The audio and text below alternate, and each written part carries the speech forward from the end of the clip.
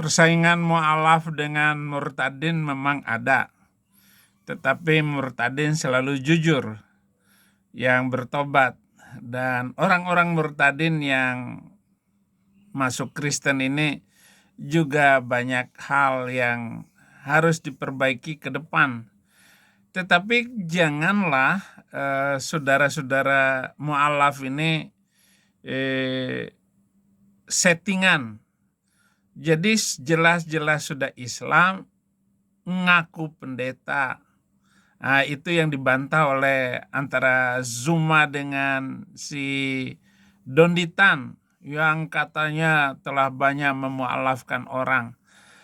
Potong kelingking saya kalau memang mereka yang mu'alaf itu sungguh-sungguh mengikuti ajaran Islam. Nggak mungkin. Ya paling puasa sehari 2 hari. Tapi untuk melaksanakan segala bentuk ibadah seperti sholat, ya jauh panggang dari api. Orang kiai-kiainya saja nggak mampu melaksanakan ibadah secara begitu. Kita tonton keributan mereka, saudara. Ini dia.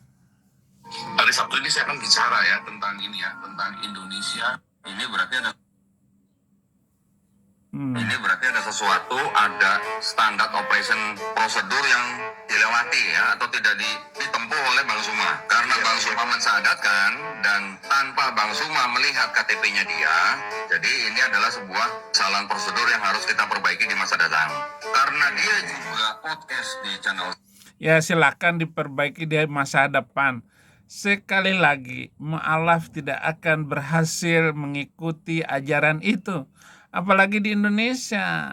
Islam itu bukan sekedar sholat ritual ataupun ibadah puasa ritual atau naik haji. Bukan.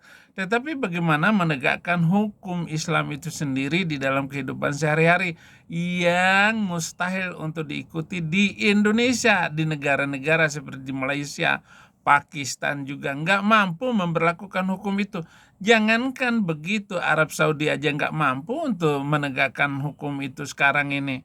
Mereka malah kembali kepada undang-undang Kristen Barat. Bahkan menggunakan kalender hijrah saja mereka nggak mau. Kalah ekonomi, kalah dagang dengan negara-negara non-Islam. Jadi begitu. Arab Saudi akhirnya apa? Merevisi 2.500 ayat Al-Quran, dan khatib-khatib yang keras dalam khutbahnya dipenjarakan oleh Raja Salman. Artinya memberlakukan Islam itu sendiri nggak mampu, kecuali kamu cari koin, cari keuntungan dari masuk Islam, karena mayoritas di Indonesia. Lalu pandai ngoceh itu adalah modal. Sedangkan pembahasan kamu jauh dari kebenaran setelah kamu meninggalkan Yesus Kristus. Itu Donditan. El Moro Millonario está de regreso. Saya yang nonton kurang lebih 850.000, ini sudah merupakan sebuah tamparan sebenarnya buat kita ya. Ya tamparan. Kalau saja dia tidak disadarkan oleh Bang Suma, mungkin tidak sampai perlu begini gitu ya. Tapi karena dia sudah disadarkan oleh Bang Suma, nonton taunya dia udah masuk Islam. Dia harus mengembalikan semua dana yang dia terima dalam jangka waktu 30 hari. Makanya saya bilang logikamu udah gak waras. Sudah banyak sekali kebohongan mereka, Bapak Ibu. Beberapa waktu yang lalu Lisa mengaku dayak mu'alaf, Bapak Ibu. Diundang juga sama si Donditan. Ternyata dia bukan dayak mu'alaf. Islam sejak lahir. Ternyata tipu-tipu. Malu dia karena sudah ketahuan. Kalau tidak ketahuan, Bapak Ibu, main terus mereka. Main terus. Donditan pura-pura malu. Si Zuma pura-pura malu. Ya, si Loding pura-pura malu. Semua pura-pura malu. Ini berarti ada sesuatu. Ari Tonang, Uni Rifa malu dengan begitu. Jadi apa gunanya kalian berdakwah selama ini? Apalagi Zuma itu banyak bohong. Ayat disebut ini nggak ada ceritanya.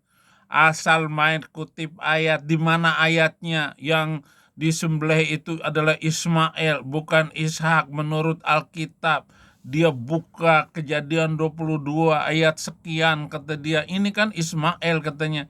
Dicari ayatnya nggak ada. Quran saja nggak menyebutkan nama Ismail yang dikorbankan, yang disembelih itu. Lalu diganti dengan apa kalau di Islam? Ismail diganti dengan apa? Dengan onta. Ya, minum tuh kencing onta kalian ini. Ini kasihan saudara-saudara. Jadi ke depan ini coba bikin yang jujur saja, ngaku saja. Betapa banyaknya Muslim ini meninggalkan keyakinannya secara diam-diam. Kenapa? Karena kalian sendiri ribut. Apalagi kalau melihat dunia internasional, orang melihat semua ini kejadian ini.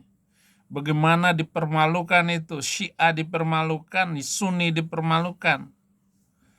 Nah, kader-kader Muhammadiyah yang seumur saya itu pada selimutin kepala karena malu mengikuti agamanya. Mau masuk Kristen ya malu, karena sekolah perbandingan agama ini benar-benar melakukan penelitian dan perbandingan. Saya secara khusus belajar mendalam masalah perbandingan. Saya juga bukan membandingkan antara ajaran satu dengan ajaran yang lain, tetapi kitab suci saya perbandingkan, saya buka, saya teliti. Hadis dengan tokoh-tokoh Kristen pun nggak ada yang sebanding.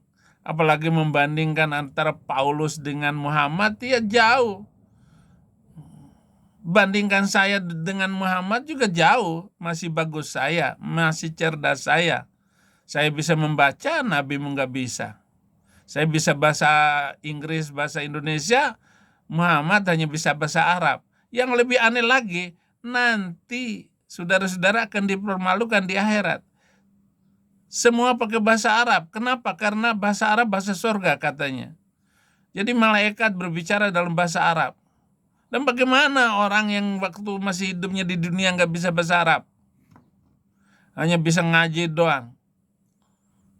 Bisa bahasa Arab nggak? Qul huwallahu ahad, Allahus samad, lam yalid walam yulad. Itu saja yang bisanya. Mau debat di TikTok. Kamu ngerti nggak bahasa Arab? Bisa ngaji nggak kamu? Dia uji Edis TV. Dia uji si ini si itu. Bukan begitu, saudara. Tapi buktikan bahwa di dunia ini bahasa apa saja boleh dipakai di dalam peribadatan agama. Ini kok harus pakai bahasa Arab semua? Mau niat puasa saja, nawaitu shauma ghadin, pakai bahasa Arab. Ngomong aja, besok saya mau puasa, gitu aja. Kan ringkas. Yang aneh lagi, siksa dalam kubur pakai bahasa Arab. Lah ini mak-mak Betawi dalam kubur itu ditanya sama malaikat marrobuka. Gua kagak ngerti lu ngomong apa. Kata mak-mak Betawi dalam kubur itu. Lah kalau mbok Jawa, gue mboten ngertos kula. Jenengan takon-takon. Iya kalau dia hidup. Lah ini orang sudah dibungkus kain kafan. Kok begitu ditinggalkan oleh pelayatnya yang mengantar ke kubur, malaikat masuk mungkar nakir ke dalam kubur. Nanya, marrobuka. Lah ini orang Jawa. Lah langsung saja dia bisa. Qul huwallahu ahad, Allahus samad, lam yalid walam yulad. Dia ingat itu. Nah sekarang saya tanya, apakah Gus Dur itu ditanya dalam kubur nggak? Atau Nabi Muhammad waktu itu ditanya nggak dalam kuburnya? Kenapa bukan Nabi Muhammad yang diceritakan nanti saya akan ditanya dalam kubur? Haleluya. Terima kasih. Jangan lupa like dan subscribe. Jangan lupa juga Indonesia bagi Kristus. Maka dengan video-video yang saya buat ini, tonton untuk belajar apologetika, mempertahankan iman, terutama anak-anak saya, saudara-saudara saya murtadin internasional. Tuhan Yesus memberkati.